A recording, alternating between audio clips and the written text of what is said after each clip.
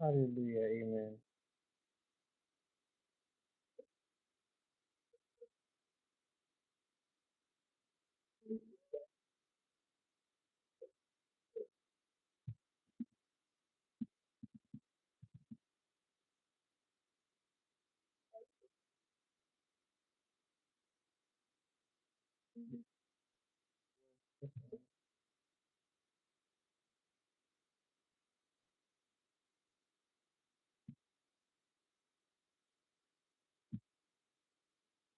Yes, showing me who is there.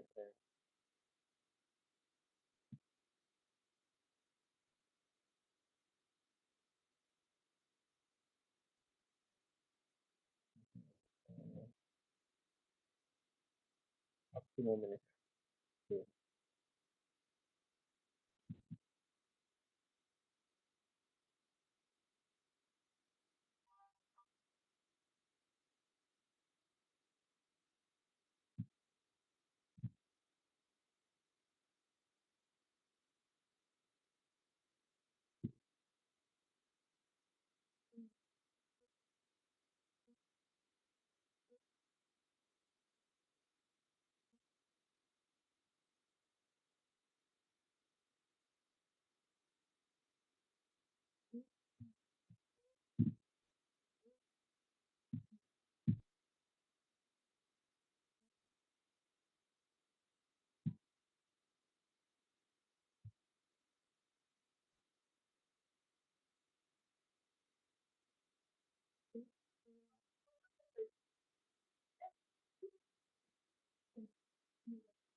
Yeah.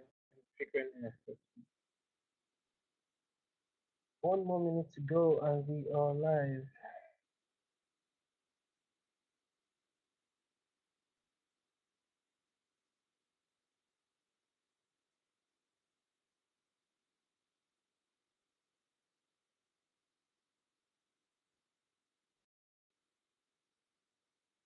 Yeah, I can listen for something like that.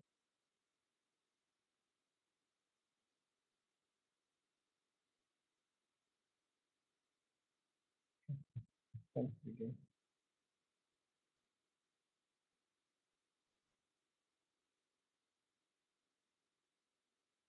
Oh my gosh.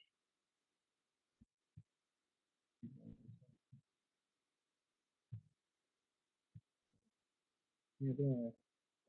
Okay.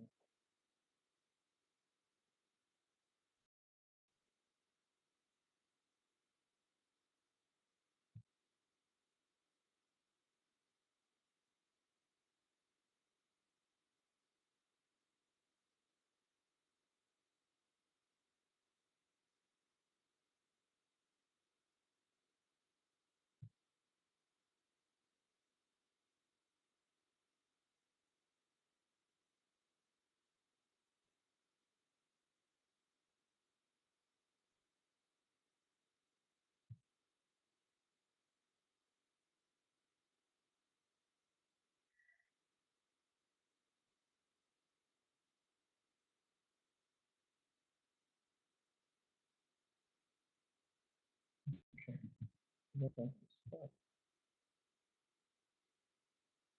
Hi everybody. Hi, hi, hi. I didn't even realize that we had gone live. Hi Grace. Hi Ernest. If you can hear me, shout, type yes, yes, yes. Can hear me shout, type yes, not shout. All right, all right. It's great to have you guys once again, and I'm really happy to have a conversation with you. I think one of my best periods every week is actually conversing with you and having a discussion. I'm trying to see if those on YouTube can actually view our feed right now. Okay, I guess they're live. Okay, so how was this week? What did you learn this week? What did you learn this week? Oh, somebody says louder.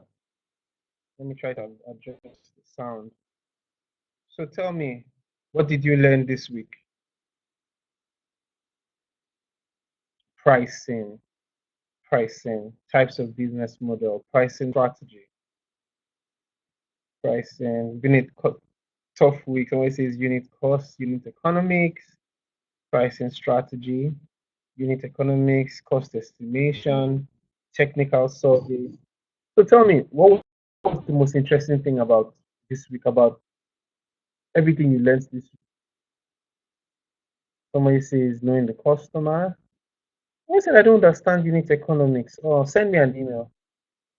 Someone says marginal profitability was one of the things that stood out.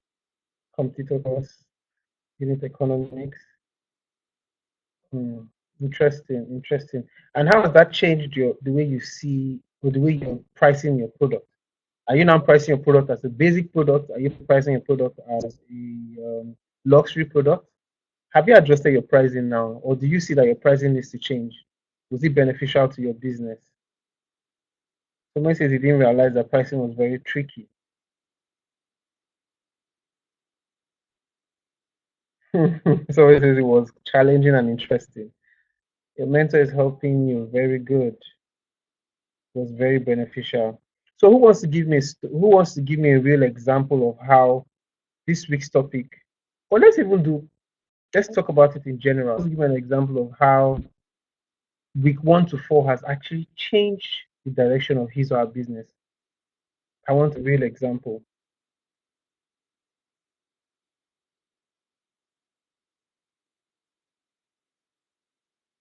Grace, you say it's beneficial, but you haven't implemented. If you listen to my voice note that I sent this morning, I said there is no the essence of learning is to do.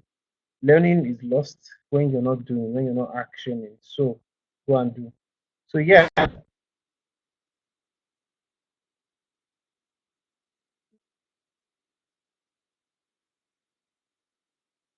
I'm trying to. How has week 1 to 4 helped your business? Someone says, David says he has changed the price of his business and it's really good. Justin says that because I'm able to segment my prices based on the customer segmentation. For example, my chili, which were fresh and packed, I've missed the message, moved on so fast. Um,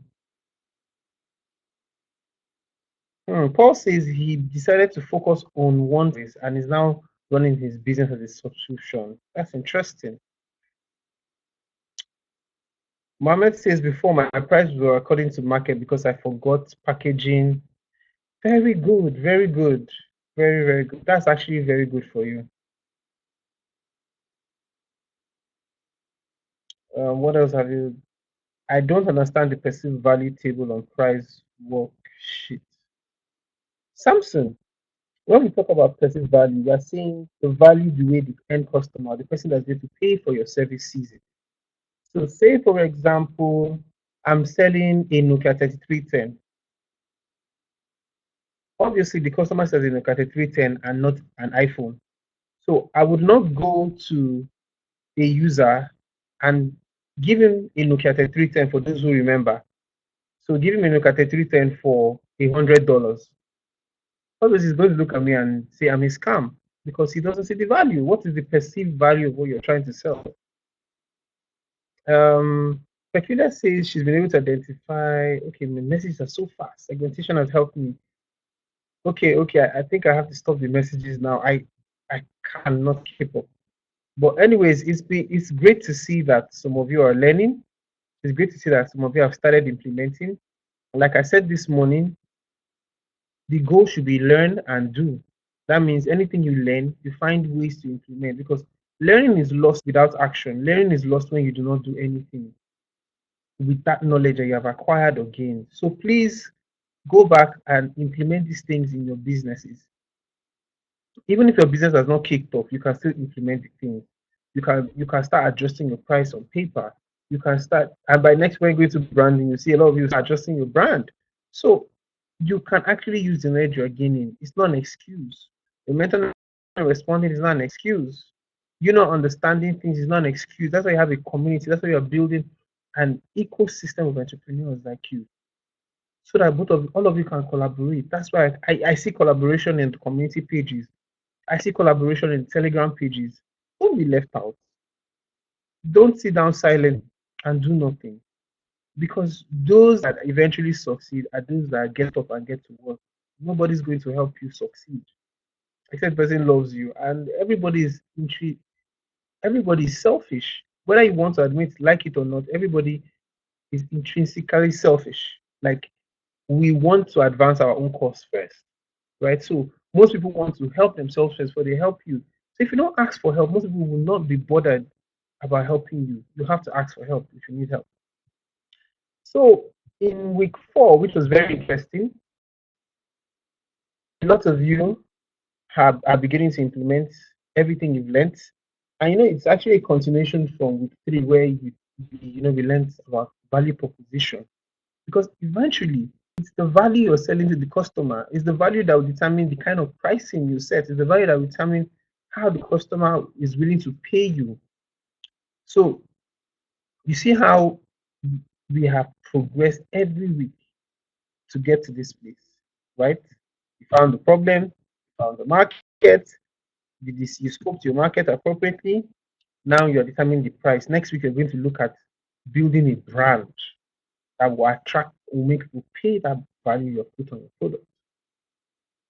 This week, you considered how to properly price your product. For example, how much potential customers currently pay for similar products. Remember, I said that your competitors play a very, very big um, place in pricing of your products and service, and in setting a price for your product or service.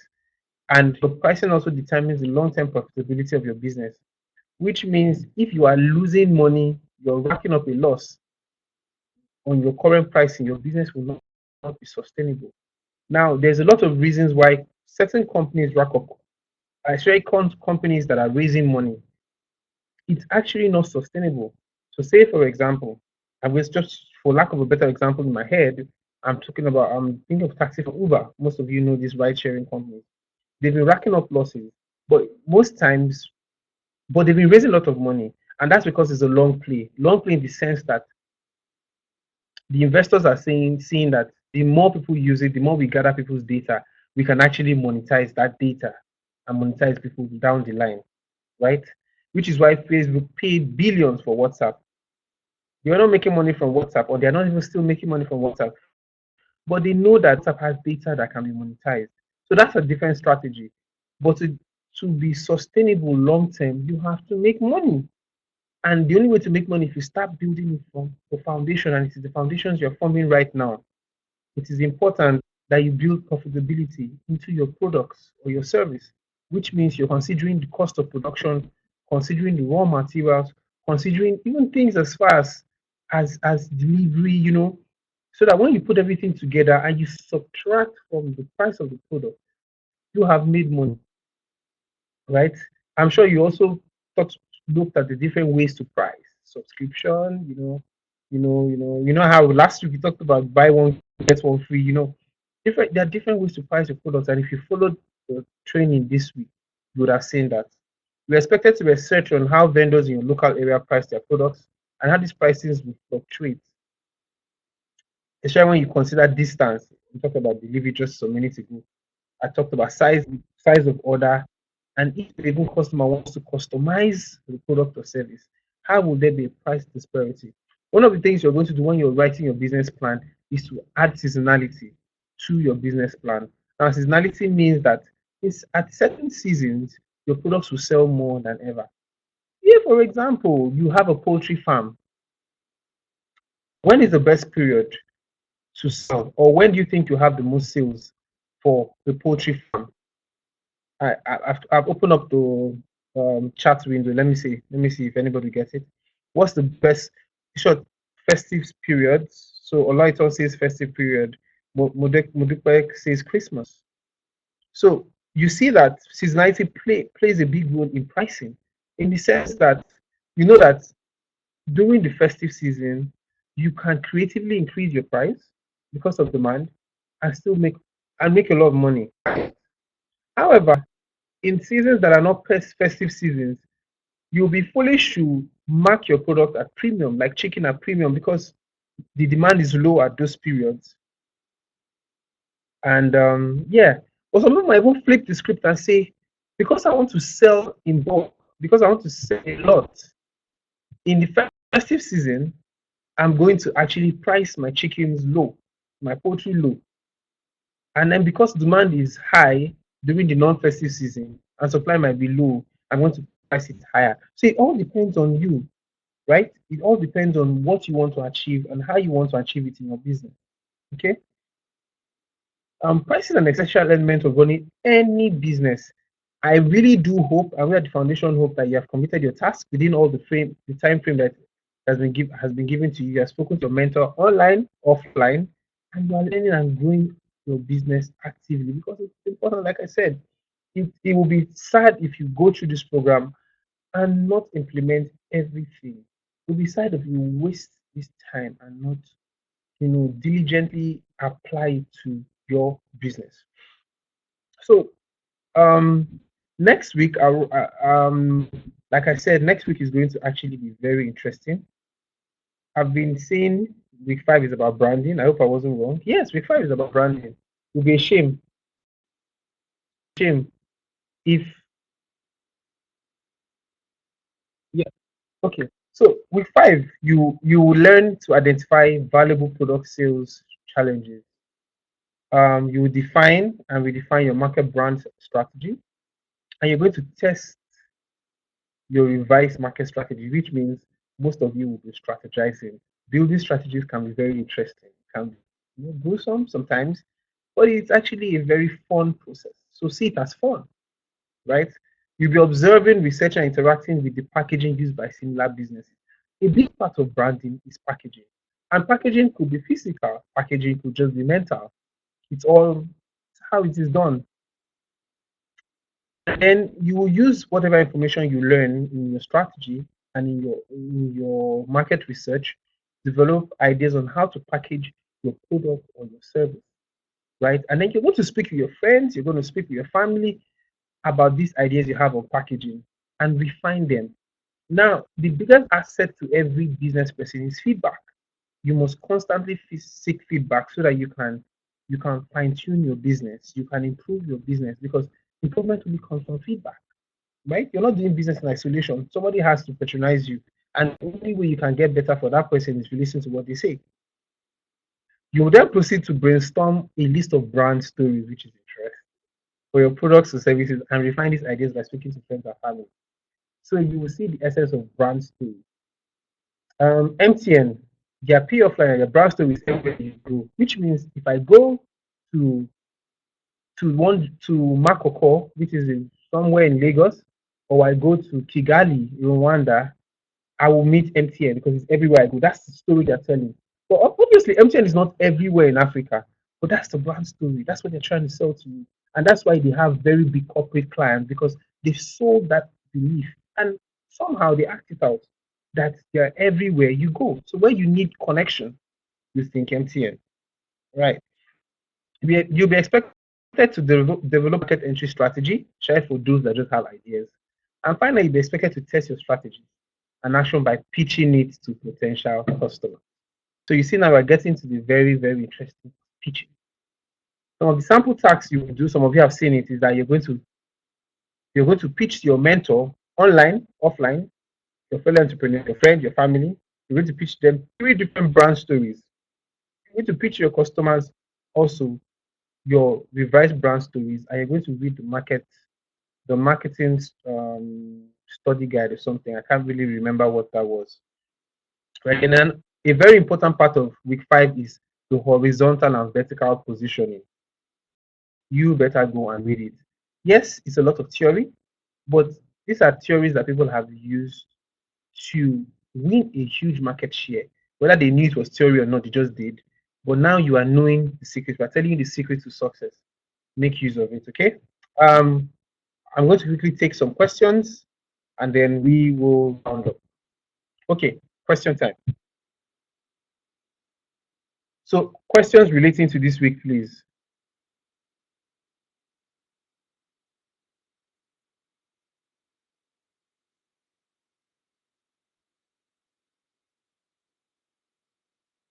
Can my unit of value be a theme? I don't quite understand that question.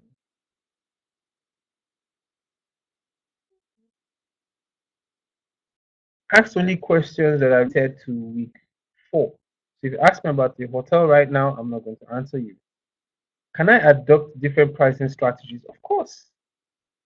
Of course. There was a very important question that just ran. Oh my God. Something about unique value proposition, UVP, and unfair advantage. Okay, very, very good. It's interesting you ask this question because I had a debate on Twitter. For those of you that on Twitter, you should follow me. Sometimes I have very interesting conversations. I had a conversation with somebody on first mover advantage and if it's really an advantage at all. And somebody's now, I'm seeing the question where somebody's saying, what's the difference between unique value proposition, UVP, and first mover?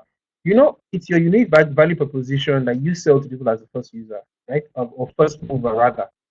Now, you're being the first mover. The advantage is that you have the opportunity to take a chunk of the market share. However, it's risky because you will make mistakes. And that's what makes the second mover very, very valuable because the second mover will look at your mistakes and improve on them, right? But the beauty of being a first mover is, and one of my mentors used to say, the minute people start copying and replicating, that means you're doing something good. So it also, like I said, helps you take a huge share of the market, and you can actually create that sort of top of mind awareness such that every time everybody thinks of a particular product, think about you. Say, for example, in Nigeria, when people want to buy noodles, they always mention Indomie. But Indomie is not the only noodles. When they want to buy spice, they say, I want to buy Maggi. But Maggi is not just the only spice in the market.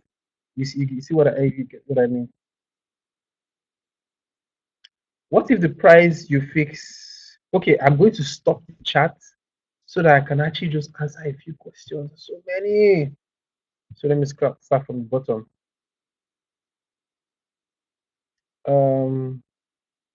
How do I penetrate international markets? Do they? So first of all, you need to first of all establish local market dominance. Have you done that? Because sometimes it is costly to go to scale, to move to other market. It is costly.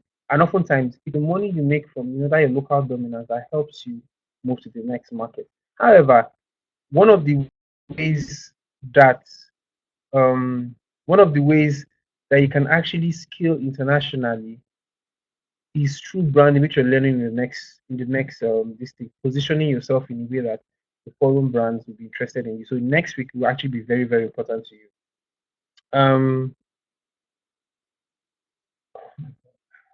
Sorry, the screen is all jumpy. I can't find.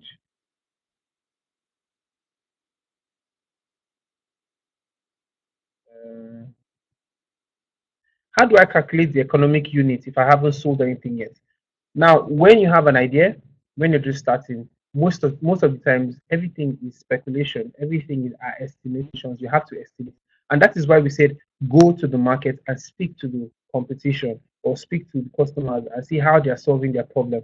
You now adopt that mean value of the product or the perception of the customer. So, say for example, you're selling coats, and if your customer is saying this is the amount of money I'm going to spend on my coats, then you can now adopt that as the economic unit value of what you're going to sell, right? Because you haven't sold anything yet. So most of your values are going to be estimations. Someone is saying, I'm in fruit and vegetables. Will my customer be waiting to have the same price for all the products because that cannot happen? Of course, and nobody's expecting you to price your fruits and vegetables the same way because the cost of production for each are different. The amount of gestation time in the farm will probably be different from a guava, right? So obviously, I don't expect the customers to to um to expect you to price everything same. However, in your pricing strategy, you can decide to sell everything as a bundle and say a basket of tomatoes, guava, banana. These baskets, 5 kg, cost 10,000 naira. You see, that could be your pricing strategy. You can decide to each in so a basket of banana, a basket of oranges. You can sell it differently. It's really up to you. At the end of the day, you have to figure out a way to make money. The thing about pricing is that there's really no right way to do it. It all depends on the customers that are willing to pay for your products or service. If we applied all the extra prices to the product's initial price, what are the full cost customer price? Would they afford the price? Dear cat, dear Kitty, you're asking me a question you should answer yourself, right? You should ask yourself, if I add my cost of production, if I add my delivery fee, if I add my extra markup to the price of the product, will my customer be able to pay? If my customer is not able to pay, that means I'm going to run into a loss. How do I reduce my cost of production? How do I creatively sell my product so that they buy it without thinking they're spending too much? That's the question for you to answer, not me.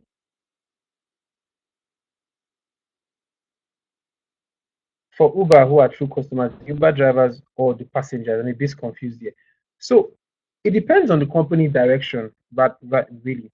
I know a ride sharing company where the customers are corporates, which means they target corporates. They're not interested in UI. They're looking for corporates to say, instead of having official cars, use our pool of cars. For Uber, the real cost they have Uber has two sets of customers. Uber has the end user who is booking rides, and Uber has the drivers. But their primary customers are those people that are booking the rides. You know why? You know what? Because without those guys, the drivers will not even exist. The drivers will not have a job. So it's possible to actually have two. It's possible to actually have two customers, right? Two target markets, but one takes precedence over the other. I'm trying to scroll up to see more questions.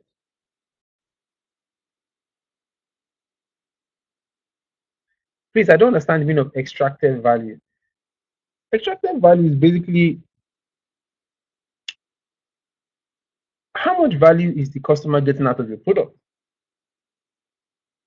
And that's what I think it is. Like I said, it all depends on how your customer sees it, right? Except I'm missing out something here. Um, Customized products attract, I'm reading the comments now, customized products attract more value from customers because ownership is transferred to clients or customers. Very, very good.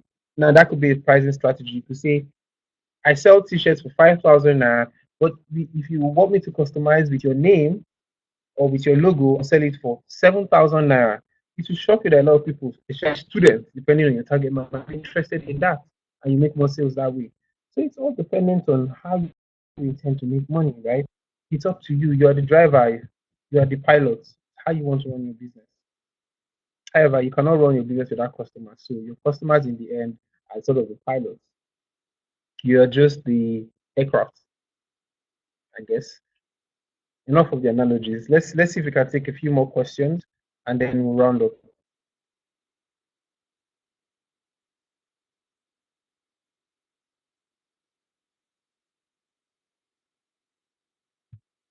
Why is it that the tasks are more focused on customers as individuals than business? It is up to you, really.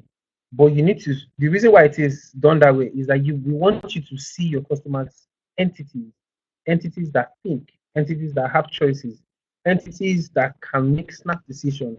You can actually view businesses or corporate as entities because entities have a certain brand speak, they have a certain behavior. There's a certain way the Tony Numero Foundation behaves to vendors or behaves when we are trying to procure equipment.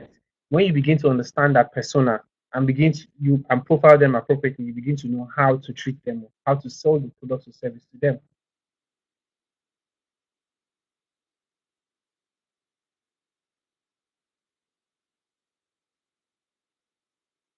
Okay, I really don't see any new questions.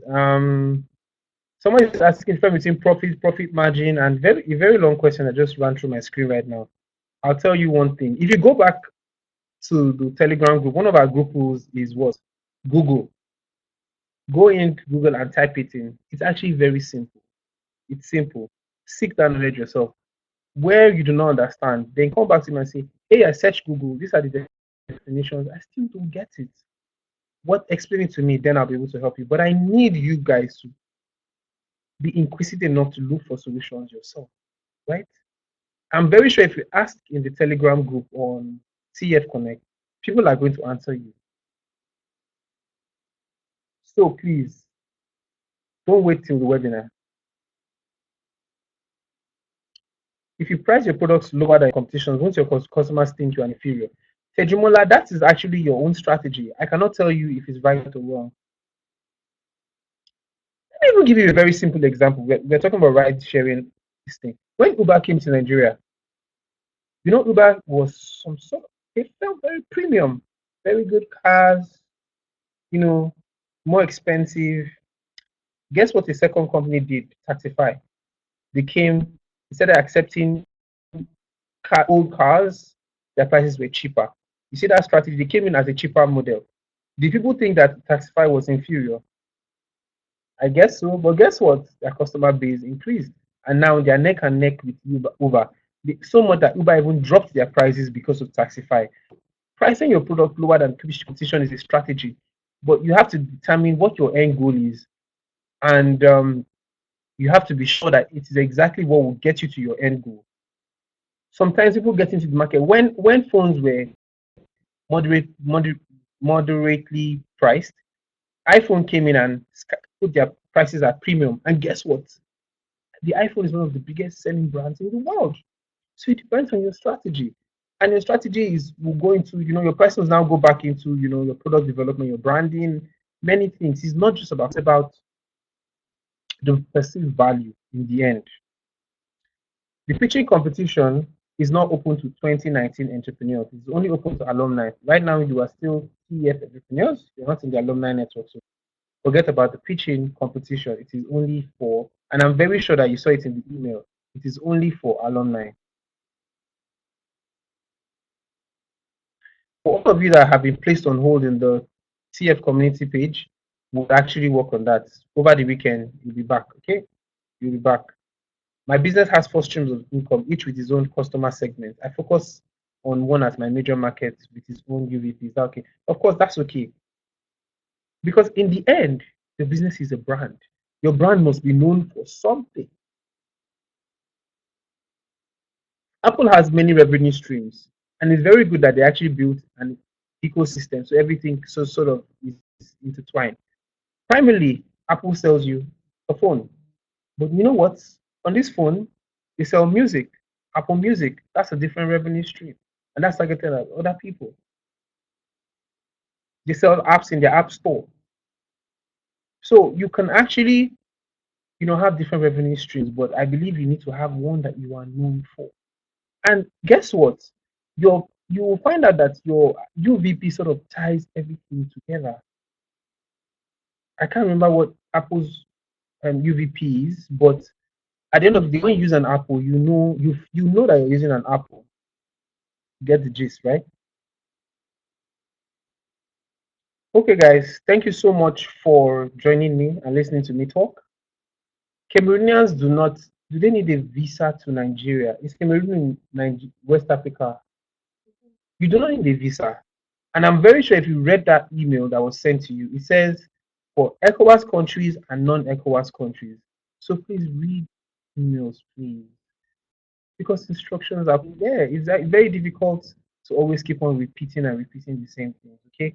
For those of you that require invitation letters, send an email to Ibuko, and in that email, put a list and list all the entrepreneurs in those countries, in that country that needs the invitation letter. We don't want to do one letter 10 times. So if Guineans are coming to the forum, put a table in there with all the Guineans' name, their gender, and what else do they need? Name, gender, I can't remember the third thing. So we need to know who is coming, male, female, name and gender. Okay, you guys, have a good week.